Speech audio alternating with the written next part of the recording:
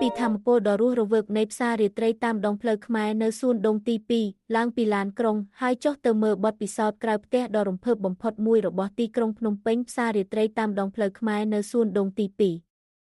មានទីតាំងនៅតាមដងទន្លេនិងហ៊ុំព័ទ្ធដោយរុក្ខជាតិបៃតងខៀវស្រងាត់ផ្សាររាត្រីដ៏មានញឹកនេះរួមបញ្ចូលគ្នាយ៉ាងល្អឥតខ្ចោះនៅវប្បធម៌ការច្នៃប្រឌិតនិងការផ្សងព្រេងផ្នែកធ្វើម្ហូបមិនថាអ្នកជាអ្នកស្រុកដែលកំពុងស្វែងរកការដើរលេងពេលយប់ដ៏រស់រវើកឬអ្នកទេសចរចង់ជ្រួតជ្រាបនៅក្នុងវប្បធម៌ទីក្រុងរបស់ខ្មែរនោះទេវិថីខ្មែរមានរបស់សម្រាប់អ្នករាល់គ្នាស្រមៃមើលជួរនៃតូបចម្រុះពណ៌ដែលផ្ដល់ជូនអ្វីគ្រប់យ៉ាងចាប់ពីអាហារតាមចិញ្ចើមផ្លូវនិងសិប្បកម្មដ៏